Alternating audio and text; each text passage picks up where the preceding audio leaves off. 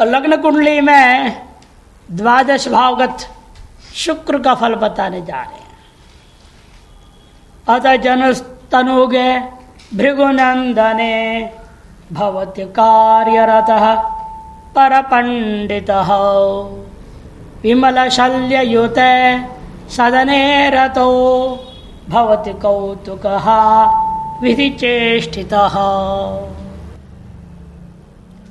अथ जनु जन्म लिया हुआ बच्चा तनु के भृगुनंदन है। लग्न कुंडली का प्रथम भाव में ही भृगुनंदन शुक्र विराजमान हो तो कार्यरत भवति, वह जातक अपने कार्य में लीन रहता है, स्वलक्ष्य से थोड़ा सा भी हटता नहीं, भटकता नहीं, इधर उधर भागता नहीं।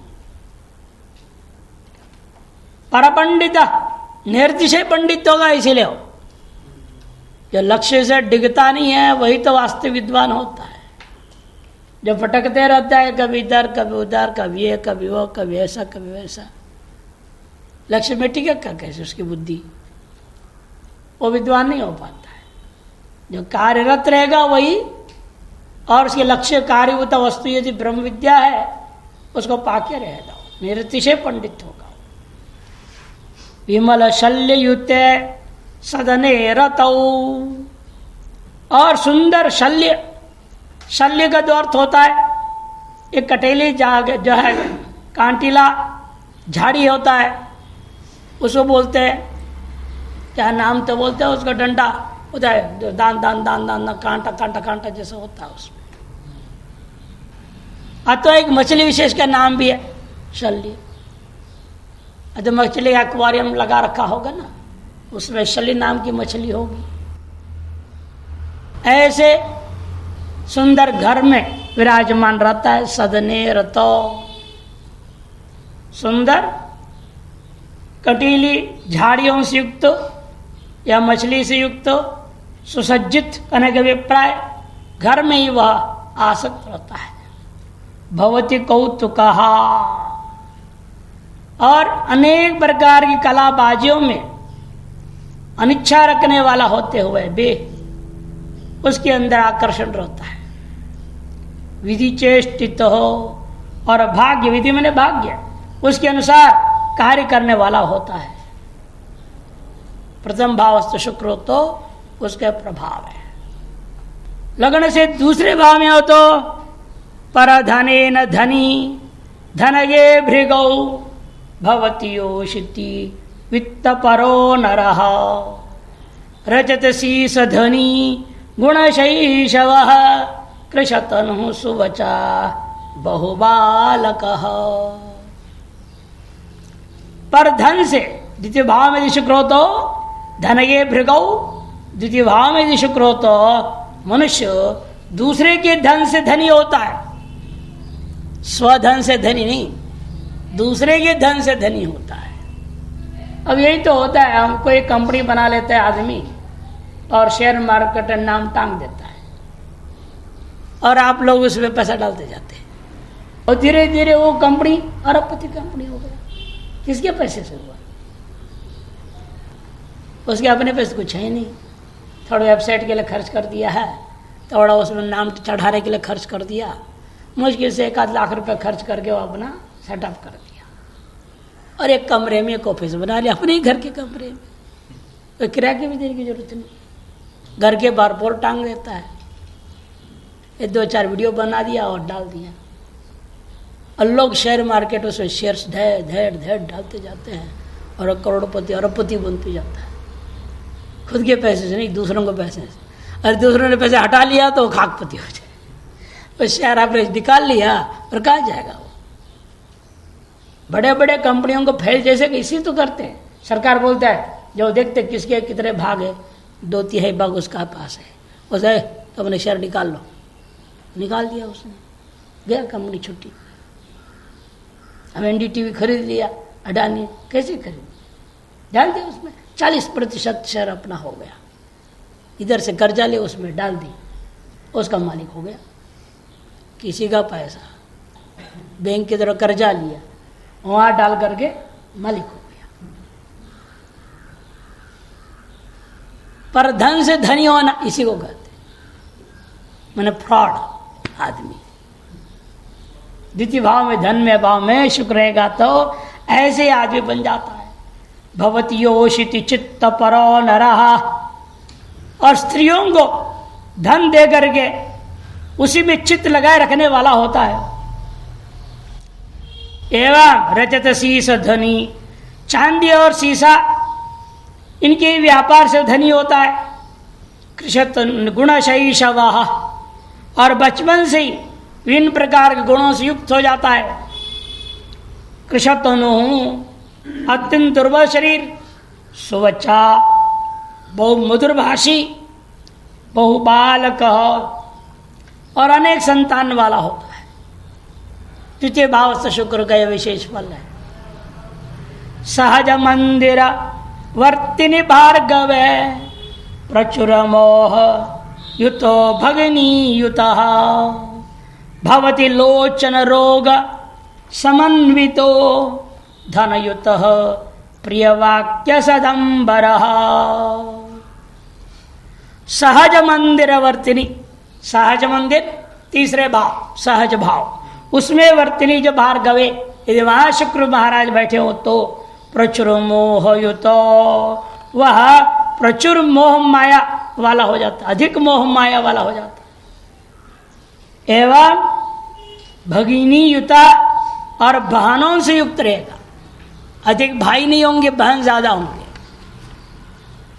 भवती लोचन रोग समन्वित, आंखों के रोग से युक्त रहेगा वो। धनयुत, धन से युक्त है, मधुरभाषी, और बढ़िया बढ़िया कपड़ा खरीद कर पहनने वाला होता है। 1.25 लाख रुपए का सूट पहन के घूमने वाला हो जाएगा, और लाख 1.25 लाख रुपए का सूट पहने, बढ़िया कपड़ा नहीं। भवति बंधु गते भृगुजे नरो, बहु कलत्र सुतेन समावृतः, सुरमते सुखमध्यवरे गृहे, वसनपान विलास समावृतः। ये 12 अक्षर वाला विचित्र होता है ये छंद। 12 अक्षर वाला एक पाद होता है। इस छंद का नाम जो है, 12 अक्षर वाले छंद का नाम क्या होता है? नहीं, द्रुत विलंबित 16 अक्षर होता है अनुष्टुप में, इसे 12 होता है। इसे 4 अक्षर विभाग करके पाठ कर सकते हैं, अथवा 4 बोल के फिर 8 बोल सकते हैं। इस प्रकार से विभाग करना पड़ता है 12 अक्षर के लिए। द्रुत विलंबित छंद है। 15 अक्षर वाला भी गया, वो फिर भी ठीक। अब आता है चौथे भाव। भवति बंधु गते भृगुजे नरो, बहुकलत्र सुतेन समावृतः, सुरमते सुखमध्यवरे गृहे, वसनपान विलास समावृतः। शुक्र चतुर्थ भाव में हो तो भृगुजे न बंधु गते नरो भवति, और मनुष्य ऐसा होता है। कैसा होता है? बहुकलत्र सुतेन, बहुत स्त्री एवं बहुत पुत्रों से घिरा हुआ होता है, समावृत है, घिरा हुआ होता है। और तथा पहले बोलिए नहीं हिंदी वाले तो, वसन पान विलास समावृत, वस्त्र, पान माने पेय पदार्थ और विलास संयुक्त होता है। और सुख मध्यवरे गृह, सुख से भरा हुआ श्रेष्ठ घर में वह सुरमत आनंद रूप से मति वाला होकर के, देवताओं के समान मति वाला होकर के विराजमान रहता है। तनय मंदिर गे भृगुनंदने, बहुसुतो दुहितुर्वर पूजिता, बहुधनी गुणवान वरनायको, भवति चापे विलासवती प्रिय। तनय पुत्र, मंदिर में भाव, गे में विराजमान, भृगुनंदने शुक्र हो तो वह मनुष्य बहुसुतो बहुत संतान वाला होता है। दुहितुर्वर पूजिता, दुहितुर वर, बेटी का जो वर मैंने पति दामाद, दामाद के द्वारा पूजित है। बेटा लोग उसको भले माने न माने बाप को, लेकिन दामाद जो है अपने ससुर को बहुत मानता है। दुहितुर वर पूजित बहुधनी गुणवान वरनायको, बहुत धन वाला, गुण वाला और श्रेष्ठ नायक बन जाता है, नेताजी बन जाता है। वरनायको, श्रेष्ठ नेता बनता है। भवती चापि विलासवती प्रिय, और सुंदर स्त्रियों का वह प्रेमी होता है। भवती वै सुकुलोद्भव, भवती वै सुकुलोद्भव पंडित, रिपुगृह भृगुजस्तगते नरः, जयति वैरिबलं निज तुंगगे, भृगुसुते सुखदे किलप षष्ठगे। षष्ठगे छठे भाव हरिभाव में यदि शुक्र भृगुसुत विराजमान हो तो वह सुखदे, सुख प्रदान करने वाला होगा। भवती वही सुकुलोद्भव पंडित, और निश्चित रूपेण श्रेष्ठ कुल में उत्पन्न होता है और बहुत बड़ा अच्छा विद्वान होता है। रिपुगृह भृगुजो अस्तगते नरः, यदि रिपु के घर में शुक्र अस्तगत हो तो ऐसी स्थिति होगा। और इसी विपरीत निज तुंगगे, अपने उच्च राशि में शुक्र हो तो वह कैसे होता है? वैरी बलम जयती, शत्रुओं के महान बल भी हो उस सेना को वह जीत लेता है और अनेक प्रकार का सुख और आनंद प्रदान करने वाला होता है। अस्तगत हो तो अलग फल है, उच्च राशिस्थ हो तो अलग फल बता दिया।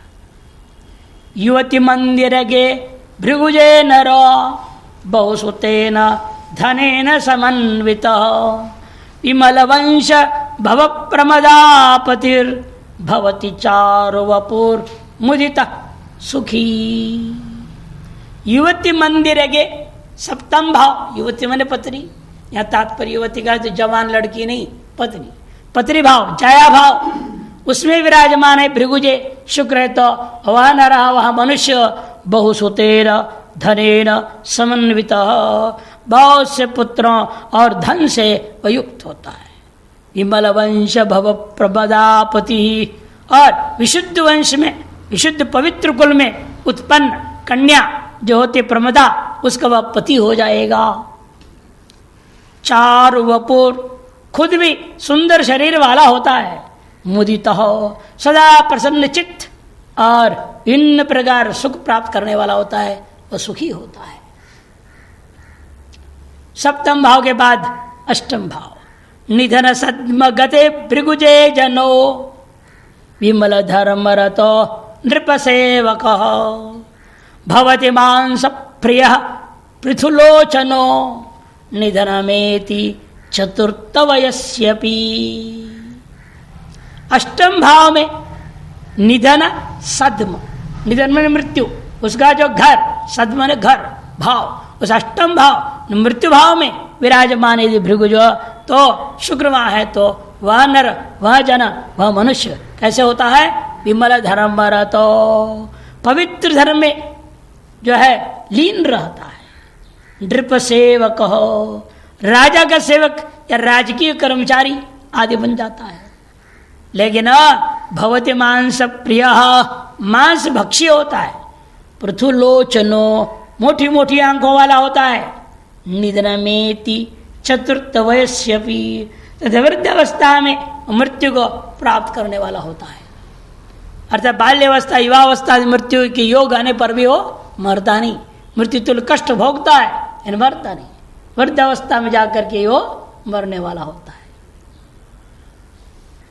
विमल तीर्थ परोक्ष तनु सुखी, सुरवर द्विजवर्ण रता शुचि, निज भुजार्जित भाग्य महोत्सव, भवति धर्मगते भृगुजे नरः।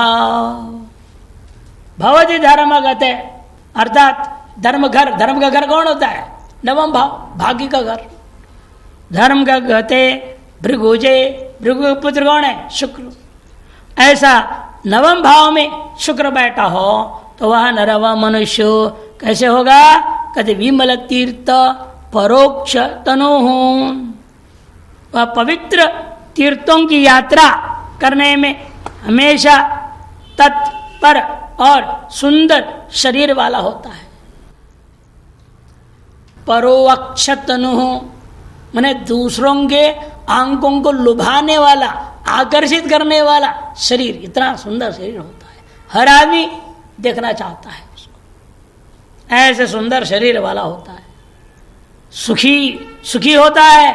सुरवर द्विज वर्ण रतः शुचि ही, और साथ साथ वह जो है सुरवर श्रेष्ठ ब्राह्मण, सुरवर द्विज श्रेष्ठ देवता और श्रेष्ठ ब्राह्मण आदि जाति में ही आस्था, वर्ण में रता आस्था रखने वाला होता है। उन वर्ण की उस जाति के लोगों में आस्था रखता है और सदा पवित्र रहने वाला शुचि। निज भुजार्जित भाग्य महोत्सव, अपने बाहुबल से अर्जित धन आदि को भोग करने वाला होता है।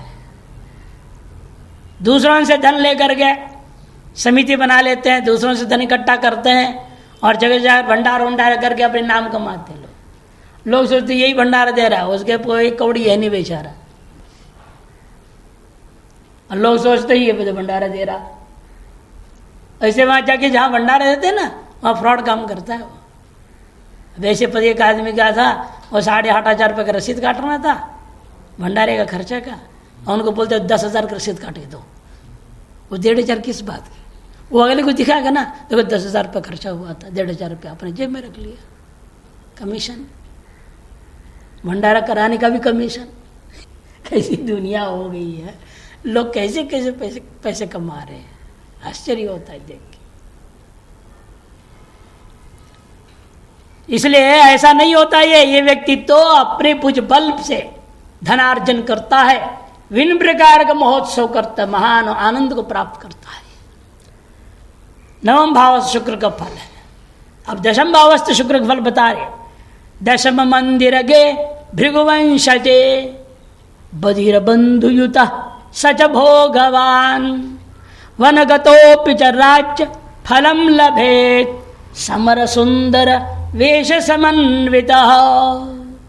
दशम भाव में शुक्र विराजमान हो तो वह बालक जन्मा हुआ है, बालिका कैसे होते हैं?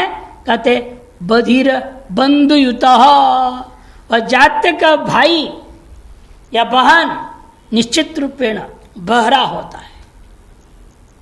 बहरा सुनता नहीं, मैंने कितना भी बोले वो नहीं सुनेगा। वास्तव में बहरा भी हो सकता है, वास्तव में बहरा नहीं है ये भी हो सकता है। बहन बोलती है भाई से, भाई सुनता ही नहीं, भाई बोलती है बहन से, बहन सुनती ही नहीं। हाँ ठीक है बोलते रहे, करना धरना कुछ नहीं, सुनना ही नहीं बात। तो बहरे के बराबर ही तो हुआ, उसको सुना के फायदा ही क्या, जो करे ही ना। तो या तो वास्तविक बहरा ही होगा भाई बहन, या बहरे के समान व्यवहार करता है, ऐसा भाई या बहन उसको प्राप्त होगा। सच भोगवान, तथा स्वयं सुख भोग करने वाला होता है। वन गौतोपि च राज्य फलम लभेत, और जंगल में जाकर रहने लग जाए वहां भी उसको राज्य सुख प्राप्त होता, जंगल में भी मंगल हो जाता है। महात्माओं का हाल यही होता है, जंगल में मंगल होता है। जहां जाके बैठते वहीं भगत जगत पहुंच जाते हैं, माया पहुंच जाती है, वहीं मंदिर बनता है, मठ बन जाता है, सब बन जाता है। और फिर धीरे धीरे चारों तरफ गृहस्थी बस जाते हुए गांव ही बन जाता है, शहर बन जाता है, बड़ा सा धीरे धीरे होते जाता है। वनगतोपि च राज्य फलम लभेत, और समर सुंदर वेश समन्विता, युद्ध के योग्य सुंदर शरीर से युक्त होता है। युद्ध करने योग्य सुंदर शरीर होता है, बढ़िया लंबा चौड़ा तगड़ा बिल्कुल मजबूत, युद्ध करने लायक। देख के मिलिट्री का ऑफिसर कहा इसको मिलिट्री में लेना चाहिए भाई, है बढ़िया शरीर है, बड़ी तगड़ा है, मजबूत है। पहले जमाने में जरूरत था मजबूत, अब तो कुछ नहीं, दुबला पतला हड्डी पड्डी हो तो भी काम चलेगा। क्यों कुछ करना है नहीं, बटन दबाने इतनी तो है, बटन दबा तो कोई भी दबा ले। पहले तो ऐसा लेके 15-15 किलो वजन था, 20-20 किलो वजन, उसको लेके दौड़ना पड़ता, ठैं ठैं ठैं, और उसे निकालो डालो लफड़ा था।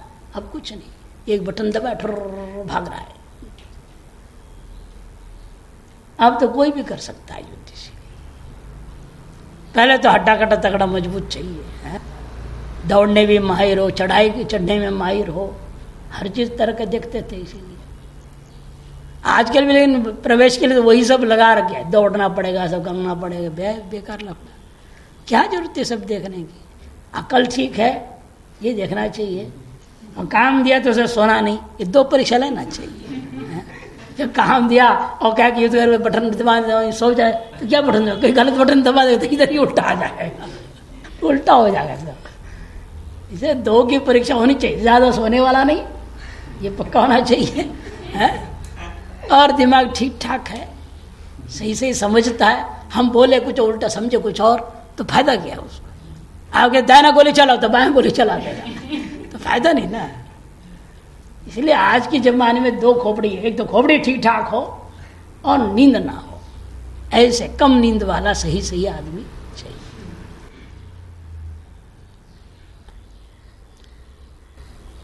और कैसे होता है? समर सुंदर वेश समन्विता, एक कह दिया। 11वें भाव का शुक्र का वर्णन करने जा रहे हैं। लभन भाव गते भृगुनंदने वर गुणावहितो अप्यनल व्रत मदन तुल्य वपु सुख भाजनम भवति हास्यरति प्रिय दर्शन। एकादश भाव में जाकर शुक्र हो तो लभ मने लाभ भाव का भवन में विराजमान हो तो भृगुनंदन कौन विराजमान है? शुक्र विराजमान है। तो वर गुणावहित, वह अच्छे गुणों से युक्त होगा और अनलव्रत अग्निव्रती होगा, माने अग्निहोत्र प्रतिदिन वैदिक विधि से हवन करने वाला होगा। मदन तुल्य वपु, साक्षात कामदेव के समान सुंदर शरीर वाला होता है। सुखभाजनम, सभी प्रकार के सुख को भोगने वाला होता है। हास्यरति, हास परिहास का प्रेमी होता है। और प्रिय दर्शन, और देखने में प्रिय व्यक्ति होता है। 12वें भाव का फल, जनुषिचेत व्ययवर्तिनी भार्गवे भवति रोगयुत प्रथमं नरः तदनुदंभ परायण चेतनः कृशबलो मलिनः सहित तदा। जनुषिचेत व्ययवर्तिनि भार्गवे, जन्म के काल में बच्चे का यदि लग्न से 12वें भाव में शुक्र विराजमान है तो निश्चित रूपेण वह भवति रोगयुतः, वह मनुष्य प्रथमम नरः रोगयुत स्यात्। अब तो प्रथम वह पूरी बाल्यावस्था उसका रोग से ही चला जाता है। पश्चात उसके बाद तो दोनों जैसे स्वस्थ हो जाता है, दंभ परायण चेतन, वह घमंडी हो जाता है और ढोंग रचता है और दूसरों के ऊपर दोषारोपण आदि को अपने वश में रखने की कोशिश करता है, दबा दबा करके लोगों को। दंभ परायण चेतन, दंभ परायण चित्त जिसका ऐसा हो जाता है, घमंडी हो जाता है। कृश बलो, दुर्बल है और मलिन, सदा मलिन वेशभूषा वाला, या तदा है कहीं लेकिन अर्थ कर रहे हैं लोग, सदा सदा ही मलिन सहित कृश बलो, मलिन वस्त्रादि को पहना हुआ सदा मलिन रहने वाला अत्यंत दुर्बल शरीर वाला हो जाता है। अथवा मलिन व्यक्तियों के साथ संग करने वाला होता है, गंदे लोगों के साथ संबंध रखता है। अच्छे घर में पैदा हुआ लेकिन खराब लोगों के साथ संबंध रखता है। ये जो है आपका 12वें भाव का फल बता दिया शुक्र के। अब आता है शनि। शनि महाराज लग्न से 12 भाव में रहते वक्त किस भाव में क्या फल देते हैं शनि, वो बता रहे हैं। सततमल्प गतिर मद पीड़ित तपनजे तनुगे खलु चाधमः भवति हीन कचा कृश विग्रह बहुसुहृद रिपुसत्मनि मानव। शनि लग्न के प्रथम भाव में हो तो वह मनुष्य निरंतर मंद गति वाला होता है। मद पीड़ित है, मानो नशे में पड़ा हो, माँ आलसी रहता, हाँ जी करेंगे हो जाएगा, कोई चिंता नहीं, आप चिंता क्यों कर रहे, हो जाएगा, बोलते बोलते सो जाएगा, क्या काम करेगा वो है? ऐसा नशा होता है, शनि की नशा है ये। बेचारा महा आलसी हो जाता है। महाआलसी जानते हो ना कौन होता है? सुना है ना कहानी महाआलसी? नहीं सुने हैं, याद नहीं रहता, कईयों को तो याद भी है। एक बार एक राजा के पास एक मंत्री आया और बोला, महाराज एक आलसी आकर बोल रहा है, भाई कैसे राजा है, हम आलसी की कोई व्यवस्था नहीं किया है। हाँ, प्रजारंजन राजा कहते, कैसे प्रजारंजन राजा, एक प्रजा एक आलसी की व्यवस्था नहीं कर सकता। अच्छा, राजा को हाँ एक भवन बना दो, उसके लिए रख दो, उसमें खाने पीने सारी व्यवस्था दो उसको।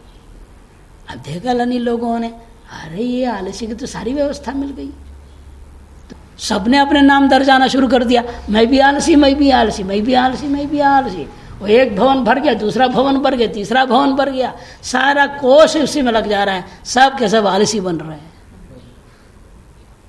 मंत्री ने कहा, महाराज क्या होगा, 6 भवन बन गए, एक एक भवन में 100 फ्लैट, 600 फ्लैट में, और एक एक फ्लैट में ट्रिपल रूम ना, 3 BH वाला, 3 आलसी।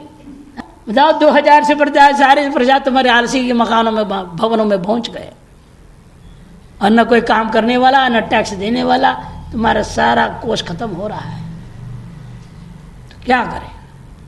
राजा ने सोच रहा है, अरे आप आदेश दो, आप क्या सोच रहे हैं, हम काम करते हैं, आपका तो काम क्या है, मैं आदेश दो, जो करना करो, बोल दो बस, हाँ ठीक है आप करो, इसकी सुव्यवस्थित व्यवस्था प्रदान करो, जाओ। मंत्री पहले समझदार था, सब लकड़ी का घर बनाया था, लकड़ी से। अब उसने क्या किया, उसे सब में मिट्टी का तेल डलवा दिया और आग लगा दी। और क्या, जो आलसी नहीं भागेंगे, जो भागेगा वो आलसी नहीं। कौन नहीं भागेगा, जान बचत है, सब भागे, सब भाग गए, इन 3 पड़े रहे। असली आलसी 3 ही थे, उन 3 को व्यवस्था प्रदान करने कर दिया। और उनमें भी महाआलसी को पता लगा कौन है, 3 में से भी एक होगा ना, तो तीनों लेटे, खा पी कर मस्त लेटे हुए थे, मुंह खुला हुआ था, कुत्ते को छोड़ दिया। उनके मुंह से जो बदबू आ रही थी, उसे सुन कर कुत्ता पेशाब करने लगा। कुत्ता जब पेशाब करने लगा तो एक कहता है, अरे तो हटा दे, मेरे मुंह के सामने से हटा दे इसको, क्या आ गया यहाँ पे, क्या कर रहा है ये? और वो उसको कह रहा है, वो इसको कह रहा है, कहते कहते दूर से एक दूसरे को इधर भगा दे, कुत्ते को भाग गए वहां से, 2 तो चले गए भगा करके कुत्ते। इन तीसरा था, अब कुत्ता उसी पर आ गया, अब एक ही तो मिला उस कुत्ते को, बेचारे को मुद्रे को जगह, वो मुद्रे लगा, अरे क्या नमकीन जला रहा है। तो एक ही मालसी निकला, जरूर उसके शरीर प्रथम भाव में बैठा होगा।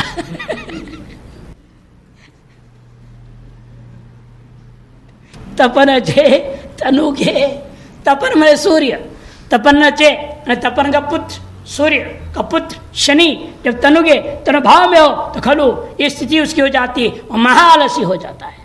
सततम अल्पगति, सतत बहुत मंद गति वाला महाआलसी होता है, अति न्यून प्रवृत्ति वाला होता है, और मद से पीड़ित रहता है, घमंड से, मिथ्याभिमान से वह स्वयं व्यथित रहता है। साथ साथ अधम, वह अधम होता है, बहुत निकृष्ट विचारधारा वाला। भवति हीन कचह, थोड़े ही बालों वाला होता है। क्या अगर फैशन है ना, जमाना है, फैशन हो गया है, ज्यादा लंबे बाल छोड़ते नहीं, चोटी भी कटेंगे तो चोटी भी छोटा ही रखेंगे, और चोटी पता ही ना चले, अन्य बाल वैसे रखते उसके बीच में चोटी छपा देंगे। अरे क्या बात, हर कई तो चोटी रखते ही नहीं, छोटे बाल रखने वाला। और कैसे होता है? कृष्ण विग्रह, दुबला पतला शरीर होता है। बहु सुहृत रिपुसत मणिमानव, और लग्न में शत्रु ग्रह की राशि हो तो वह शनि उस मनुष्य को बहुत मित्रों को प्रदान करने वाला होता है। शनि के शत्रु का राशि यदि लग्न में हो, लग्न में शनि की शत्रु राशि हो तो वहां शनि बैठा है तो अवश्य मित्रों को प्रदान करे तो बहु सुहृद। यदि रिपुसद मणि लग्न, कैसा लग्न हो उसका? शनि के शत्रु के राशियों का हो तो। और द्वितीय भाव में धन निकेतन वर्तिनि भानुजे भवति वाक्य सह सधनान्वित चपल लोचन संचलने रतो भवति चौर पर नियतं सदा। धन निकेतन वर्तिनि भानुजे, धन निकेतन है द्वितीय भाव, द्वितीय भाव में विराजमान है भानुपुत्र शनि, तो भवति वाक्य सह सधनान्वित, वह वाक्य का सहनशील। कोई आदमी कुछ भी गाली गलौज कुछ भी कर रहे, चुपचाप शांत सहन करने के सामर्थ्य रहता है। ऐसे व्यक्ति बढ़िया व्यापारी हो सकता है। व्यापारी का ये गुण होता है, ग्राहक जितना नाराज भी हो जाए वह शांत रहे, कोई बात है, कोई बात। क्या हुआ? दूसरा ले लो, तीसरा ले लो, ये ले लो, वो ले लो, आप जितने भी हम गए नहीं चाहिए, वो नहीं चाहिए, अरे कोई बात नहीं, दूसरा ले लो। और कपड़े दुकानदार तो हालत खराब कर देते हैं, खरीद के जाना ही पड़ेगा आपको, ऐसी मुसीबत खड़ा कर देते हैं। ले ले देख दे 10-12 फटाफट फेंक देता है सामने। क्या गुस्सा करो? कौन सा रंग चाहिए? सस्ते चाहिए, ले बाजार 10-20 सस्ते वाला डाले। नहीं ना चाहिए, वो महंगा चाहिए आपको, ले ले ले ले। क्या करे आदमी? कितना गुस्सा करोगे उसमें? इनमें से कोई भी नहीं चाहिए, कोई बात नहीं, आप बताइए ना कौन सी कंपनी का चाहिए। इतनी मीठा बोल देगा, अगला पानी पानी हो जाए। तो क्रोध को सहन करना ये व्यापारी का सबसे बड़ा गुण होता है।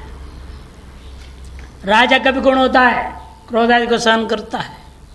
ब्राह्मण का भी गुण होता है सहनशील होना। द्वितीय भाव का शनि हो तो व्यक्ति वाक्य सह सधनान्वित हो, और वह धन से भी युक्त होगा।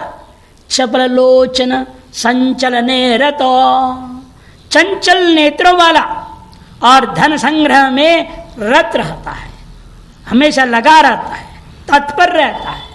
भवति चौर परो, लेकिन सदैव चोरी करने वाला होता है। सदा नियतम चौर परो भवति, सदा ही नियमित रूप से चोरी करने में उसका मन लगा रहता है।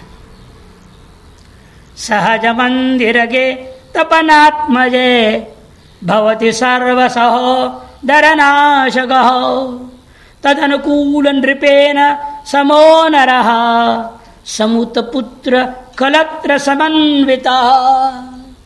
सहज मंदिर के तृतीय भाव में स्थित यदि तपनात्मज सूर्य का आत्मज मैंने पुत्र दिए तो शनि हो तो सर्व सहोदर नाशक, सगल भाई बहन का नाश कर देने वाला होगा। सर्व सहोदर नाशक हो जाता है। तदनुकूल नृपेण समो नरः, और नृपेण समो नरः राजा के समान मनुष्य होता है। नाश करने वाला इसी प्रकार भ्रातृहीन राजा के समान, तद अनुकूल मने भ्रातृहीन जो राजा उसके समान वो भी रहता है। भ्रातृहीन राजा का क्या घमंड का ठिकाना ही नहीं ना।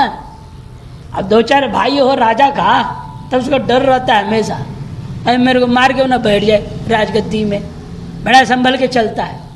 उन भाइयों को भी कुछ रखना पड़ता है, 3-4 जितने भी हों। और 100 भाई, दुर्योधन का तो क्या हाल होगा भगवान है जाने।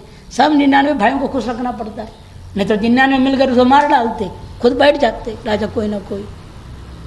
कई कहानियां हुए इस भारत के इतिहास में, आप पढ़ सकते हैं। भाई लोग अपने बड़े भाई जो राजा तो उसको मार डाला, बैठ गए गद्दी में। चाचा भतीजा लोग भी ऐसे कर दिए, मामा के लोग भी कर दिए। इसे जितने ज्यादा सगे संबंधी हो ना राजा का, उतने ही ज्यादा तनाव ग्रस्त रहता है, गंभीर रहना पड़ता है, सावधान रहना पड़ता है, और बहुत जबर सिक्योरिटी लेके चलना पड़ता है। जो फ्रॉड जितना होगा ना, उसको तो ज्यादा सिक्योरिटी जरूरत पड़ती है, और सीधे से महात्मा कहाँ सिक्योरिटी होता है। मंडेश्वर लोग भी 4-5 लोग को लेकर चलते हैं, वो एक आदमी की वजह से लठ भी होता है। क्यों होता है, विचार करके देखिए आप। वो भी गड़बड़ काम करते हैं आश्रम में, व्यवस्था में, पक्षपात आदि करते हैं। इसमें उनको डर होता है, जिसको निष्कासित कर दिया वो 2-4 लड़कों को लेकर पीट न दे रास्ते में। इसलिए एक डंडा वाला होना चाहिए सेवक साथ में, और भी इधर हट्टे कट्टे ब्रह्मचारी साथ में, तब चलेंगे। और जो हमारे आपके जैसे लोगों के लिए क्या जरूरत है कहीं भी अकेले चले जाएंगे, कोई दिक्कत नहीं। इसलिए कहते हैं वो इस प्रकार की स्थिति वाला हो जाता है। और कैसे होता है वो, कहते हैं और कैसे होता है, राजा के समान, तो भ्रातृहीन राजा के समान। तद अनुकूल नृपेण समो नरः समुत पुत्र कलत्र समन्वितः, और पुत्र कलत्र आदि से भी वह सम्यक प्रकार से संपन्न होगा, युक्त होगा।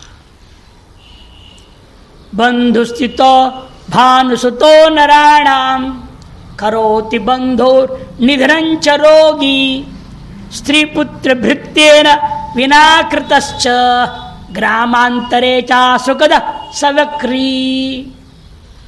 चतुर्थ भाव में बंधुस्थित माने चौथे भाव में स्थित हो भानुसुतः शनि, तब उस मनुष्यों को क्या फल देता है, वह भाइयों के नाश करना, बंधो निधनं करोति, भाइयों का नाश करने वाला होता है ये भी। और साथ साथ रोगी, स्वयं वह मनुष्य महान रोगी होता है। स्त्री पुत्र भृत्येन विनाकृतश्च, स्त्री पुत्र और नौकरों से भी अपमानित कराता है। स्त्री से अपमानित करा देता है दूसरों को, पुत्र से अपमानित करा देगा, नौकरों से अपमानित करा देगा। ऐसे बुद्धि वाला होता है जिसकी शनि चौथे भाव में विराजमान है लग्न से। यदि शनि वक्री हो तो ग्रामांतरे चा सुगद सवक्री, और दूसरे ग्राम में जाने पर भी वह दुख प्रदान करने वाला होता है। जहां जाएगा वहां लोगों को दुखी देने वाला होता है, कभी किसी को सुख देने वाला नहीं होता है। यदि चौथे भावस्थ शनि वक्री हो तो। पंचम भाव की व्याख्या करते हैं, शनैश्चर्य पंचम शत्रुगे है। ये अब 11 अक्षर वाला आ गया, छंद बदल गए यहां से।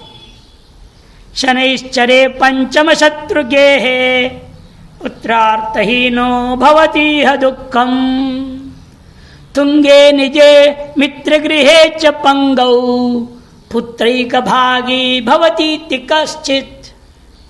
शनैश्चर्य पंचम शत्रुगे है, पंचम भाव में है और वह भी शत्रु के राशि में विराजमान। पंचम शत्रुगे है, पंचम भाव होता हुआ शत्रु के घर में बैठा हुआ है शनि। शनैश्चर्य, तब क्या होगा वहां, पुत्रार्थहीनो, वह पुत्र और अर्थ माने धन दोनों से हीन रहता है। भवती यह दुखम, और इस जन्म में इस शरीर में सदैव दुखी होता है। तुंगे निजे मित्र गृहे च, और यदि अपनी उच्च राशि, अपनी राशि कौन है, पहले स्वराशि ले लो, नीचे स्वराशि हो गया 10 और 11 शनि का, और उच्च राशि तुला 7 तथा मित्र के राशि में, और मित्र तो तय होता है तात्कालिक मित्रता क्या निर्भर होता है। मित्र एक सदा मित्र नहीं होता। ये सामान्य पंचधा मैत्री आपने देखा है, दिखाता ना कौन मित्र शत्रु है, लेकिन वो मित्र शत्रु के अनुसार हम यहाँ नहीं लेते हैं। हमेशा फलादेश काल में देखा जाता है, तात्कालिक मैत्री देखना पड़ता है। जन्म काल में कौन से ग्रह का मित्र कौन है, कौन से ग्रह का शत्रु कौन है। इसलिए आप देखते हैं एक उदय पंचधा मैत्री होता है, एक नैसर्गिक मैत्री होता है और एक तात्कालिक मैत्री होता है। तीन प्रकार के मैत्री है। नैसर्गिक मैत्री स्वाभाविक मित्र शत्रु भाव, वो आपका ग्रंथों में छपा रहता है। पंचांग में ग्रहों का जब वर्णन किया था ना, उस पन्ने में से वर्णन किया कौन किसका शत्रु कौन किसका मित्र है। और ये नैसर्गिक के बाद पंचधा मैत्री, अधिमित्र, मित्र, सम, शत्रु, अधिशत्रु नाम से 5 प्रकार से भाग कर देते हैं। अधिमित्र यानी पक्का मित्र है, कभी धोखा नहीं देने वाला, ऐसा ग्रह है अधिमित्र ग्रह। और मित्र ग्रह, फिर समग्रह, फिर शत्रु और अधिशत्रु खतरनाक शत्रु, ऐसे 5 भाग बांट देते हैं, पंचधा मैत्री बोलते हैं। और तीसरा है तात्कालिक। जन्म काल में वास्तव में कौन सा ग्रह किसके साथ मैत्री भाव रख रहा है, कौन सा ग्रह किससे शत्रु भाव रख रहा है, ये देखना पड़ता है। और फलादेश काल में हमेशा तात्कालिक मैत्री को देखी जाती है, नैसर्गिक या पंचधा मैत्री को नहीं महत्व दिया जाता है। विवाह काल आदि के लिए नैसर्गिक मैत्री को देखा जाएगा, विवाह आदि करना है तो, व्यापार करना है, युद्ध करना है इत्यादि के लिए पंचधा मैत्री को देखा जाता है, विशेष प्रसंग के लिए वो होते हैं। लेकिन फलादेश के लिए सामान्यतया हमें तात्कालिक मैत्री को ही देखना है। अतः तात्कालिक मित्र कौन है वह निर्णय नहीं होता ना, हर एक निश्चित नहीं है, इसे कोई नंबर नहीं दिया।